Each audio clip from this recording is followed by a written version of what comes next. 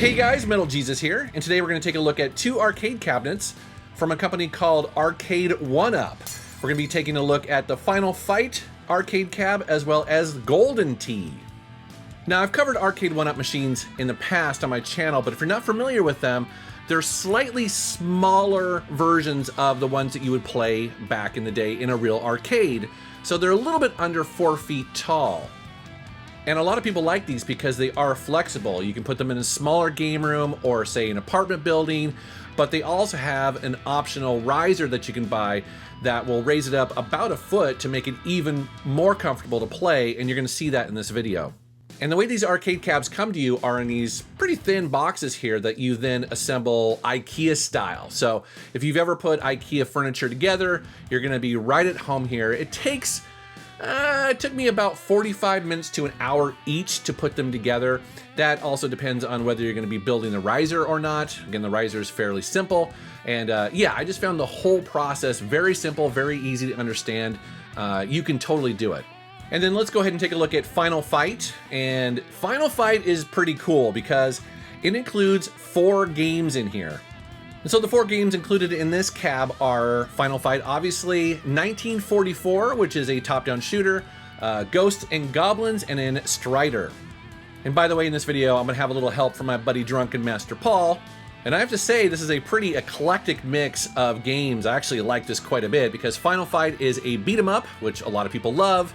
Then you have 1944, which is part of the top-down shooter series that, man, I played back in the day, starting with 1942 and then also 1943. Then you have Ghosts and Goblins, which of course is the notoriously difficult, platforming game. And then Strider, which is a great platforming game as well. Taking a look at the cabinet here and some of the artwork and the way it's designed, I really do like the way this looks. It's that black and it's got the cool logos on the side.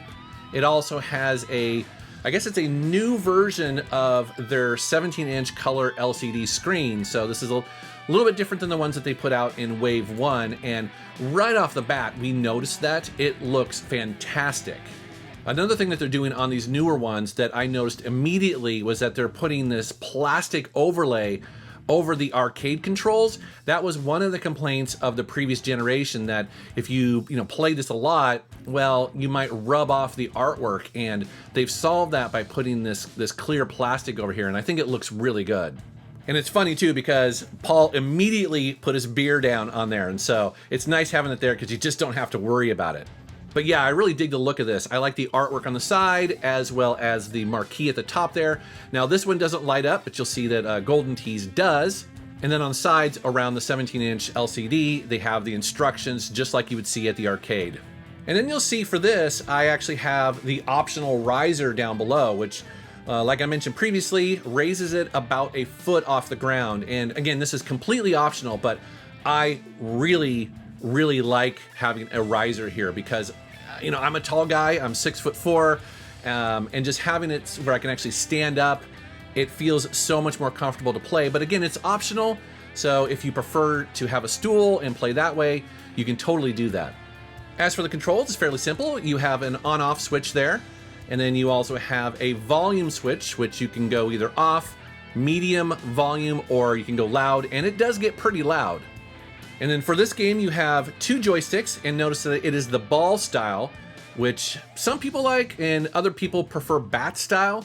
I know that when you're building this, you actually screw those on the top, and so in theory, I suspect that there are people out there that you could actually swap them if you wish, but I actually don't mind the ball style, and as you'll see here, it works and plays fine. And then here's some gameplay footage. So Paul is checking out Final Fight, which is a classic beat 'em up, and one that we were having a lot of fun. He was really getting into this and really wrenching on that joystick. As you see here, he is really moving that sucker around, and he is not gentle. And so he's a good guy to have come over and beat on this thing to make sure that it's not going to have any problems.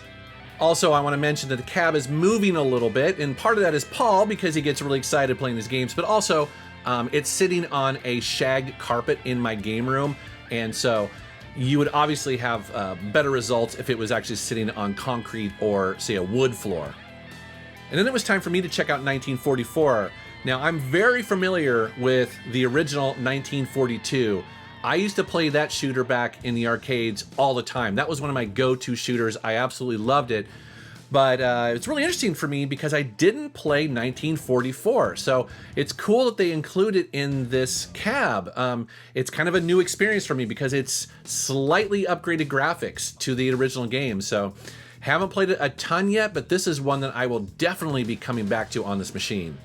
Next up was Ghosts and Goblins, and it was funny because Paul mentioned how he used to play this in the arcades, and I had to remind him that this game is notoriously difficult.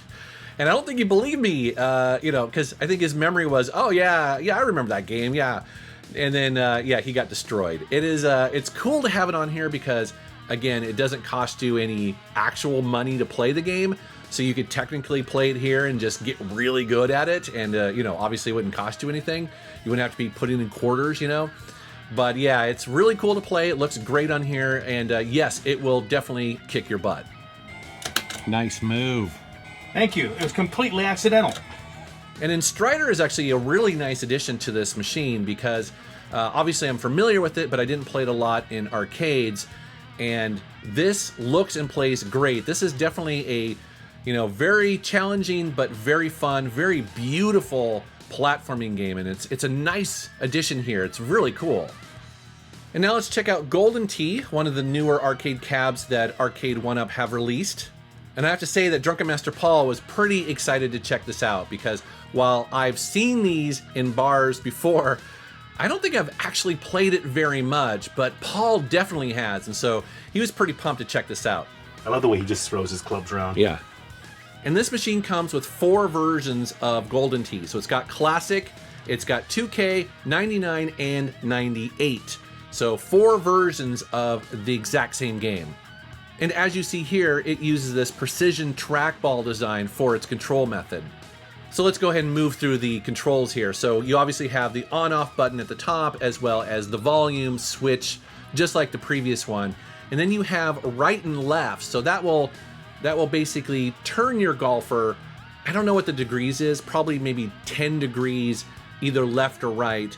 But primarily you're just using that trackball. So you basically pull back and then push forward. And depending on whether you're backswinging, to the left or to the right, or you're pushing forward, either hard or soft, you can really kind of hook and control your golf swing quite a bit. And it's because of this control method, we were somewhat skeptical if it would actually be able to pull this off. And we played 3 of the 4 versions of this, and we walked away impressed. I mean, it feels really good.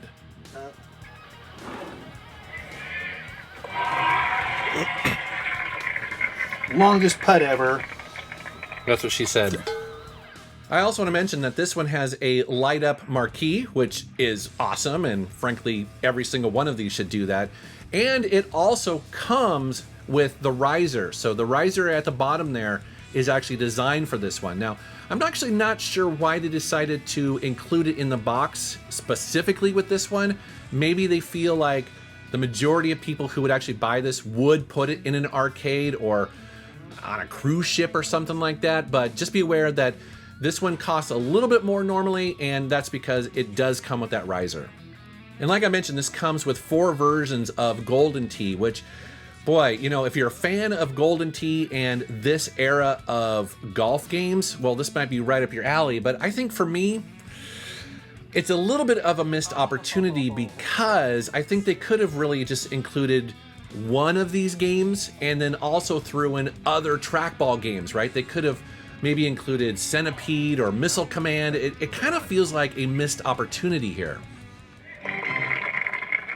Yeah, the short strokes are pretty forgiving, but I'm known for overstroking. But Paul and I actually played this one quite a bit, and I actually do really like video game golf. I don't know if I would actually keep this in my game room because, again, I don't know if I play that much golf. But if you were in a Golden Tee, this is a pretty cool arcade cab. So that's a quick look at these 2 arcade cabs from Arcade1Up. Now, the prices for these start at $300 for the Final Fight one and $400 for the Golden Tee one. However, there are reports all over the internet of these getting discounted at places like Walmart So if you're interested in finding out more about that, go to Arcade1Up.com. They actually do link to Walmart and other retailers, so you can follow it there. And I do have to say that, a year ago I reviewed the first wave of these, and initially we were somewhat disappointed in the controls for arcade machines like Tempest, but it does seem like Arcade1Up is listening to their users, listening to the people who have complained about certain things, and are making strides to make them better going forward. That at least seems to be the case.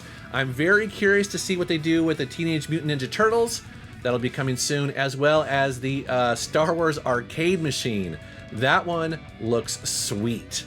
And I want to thank my buddy Drunken Master Paul for helping me with this video. Now, if you guys don't know, Paul live streams on Twitch at least once a week, if not more. And often he is playing his favorite games. He plays some classic PC games. And most of the time, I will try to jump into the chat as well. So it's a really fun time. Definitely check out his live stream. I'll put a link down in the video description below. All right, guys, thank you very much for watching. Thank you for subscribing, and take care.